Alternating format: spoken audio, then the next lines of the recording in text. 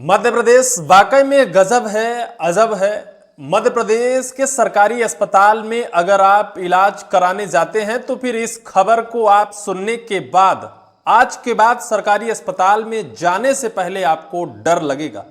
हमें भी डर लगेगा। ये खबर आप तक पहुंचाने के लिए शायद हम भी सोचने पर मजबूर हैं कि ये अफवाह है या फिर सच। अगर सच है तो फिर सरकारी अस्पताल में इलाज कराने से परहेज करना चाहिए या फिर सरकारी अस्पताल के जो मिनिस्टर साहब हैं राजेंद्र शुक्ला महाराज, उनको इस पर सख्ती और कड़ाई की जानी चाहिए।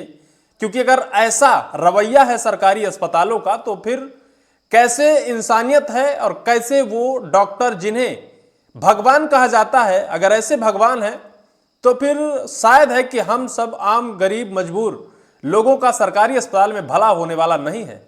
सोचिए, एक शख्स जो है बेहोशी अवस्था में अस्पताल में भर्ती होता है सरकारी अस्पताल में, उसे पता नहीं चलता है चूंकि वो कोई ऐसी सल्फास की गोली का सेवन किया था और उसे किसी ने अस्पताल पहुंचा दिया। अस्पताल गया, उसका इलाज हुआ कि नहीं हुआ, वो जब उस परिस्थिति में जब वो वहां से भागता है तो उसके बदन में कपड़े नहीं होते हैं, वो पोस्टमार्टम रूम में होता है। और वो जिस तरह से आरोप लगाया है कि डॉक्टर अपनी तैयारी बना रहे थे, पोस्टमार्टम की पूरी तैयारी जो होता है वो तैयारी कर रहे थे और उसके शरीर से पूरे कपड़े निकाल दिए थे और बाकायदा वो लेटा था। जब उसे होश आता है उठकर वो देखता है चारों तरफ उसे लगता है कि मैं गलत जगह पर हूं और वो ऐसे परिवेश में वहां के डॉक्टरों को भी देखता है तो उसे डर लग जाता है और फिर जो उठकर वो वहां से भागता है बिना कपड़े, यानी दिगंबर स्थिति में वहां से भाग खड़ा होता है और जाकर जान बचाता है।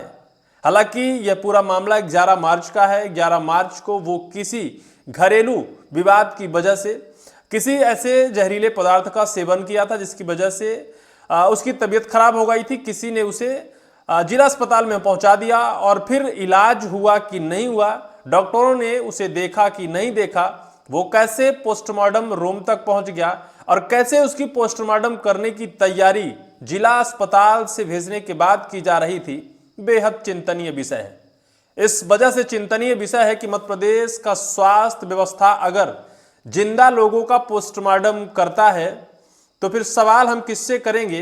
क्या हम राजेंद्र शुक्ला महाराज जी से नहीं करेंगे?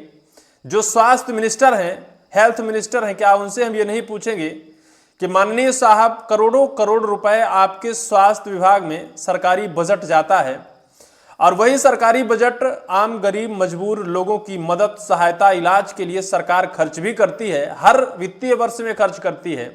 लेकिन अगर जिंदा लोगों को जिंदगी ना देकर उनका पोस्टमार्टम जिंदा किया जा रहा है तो फिर वो जो करोड़ों रुपए का बजट जा रहा है उसे कौन डकार रहा है? और अगर ये स्थितियां हैं मध्य प्रदेश के जिला अस्पताल की तो फिर आम इंसान जो गरीब मजबूर असहाय जिसके जेब में पैसे नहीं हैं वो आपके सरकारी अस्पताल में कैसे इलाज कराने जा पाएगा? यार बेहद, ये तो कहा जाए कि सारी पराकाष्ठा पार है, पूरी हद पार है जिला अस्पताल की।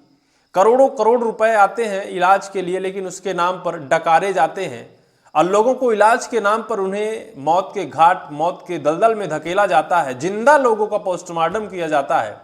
गनीमत रही कि वो शख्स, उसे पता चलता है, पोस्टमार्टम होने से पहले उसे होश आ जाता है, देखता है स्थिति परिस्थिति, उसे सही लगता है कि पहले यहां से भागकर अपनी जान बचाई जाए और फिर कपड़े ढूंढेंगे, जो कुछ करेंगे। उसका एक वीडियो भी वायरल हो रहा है।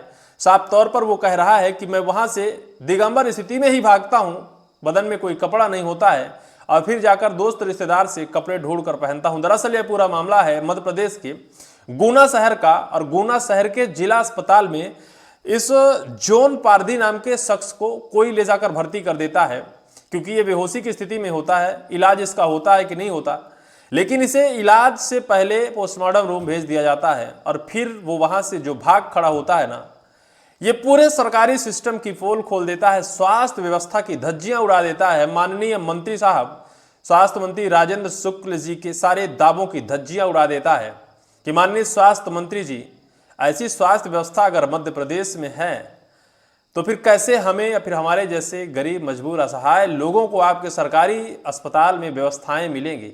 अगर जिंदा लोगों का पोस्टमार्टम किया जाता है तो भाई ये तो बेहद निंदनीय, दुर्भाग्यपूर्ण और इंसानियत को खत्म कर देने वाली बात होगी कि आखिर वो अस्पताल जिसे हम स्वर्ग कहते हैं और डॉक्टरों को उस स्वर्ग का भगवान कहते हैं, और वो भगवान अगर हैवान हैं, जिंदा लोगों को पोस्टमार्टम कर रहे हैं, तो निश्चित तौर पर सवालिया निशान सरकारी सिस्टम पर ही खड़ा होगा।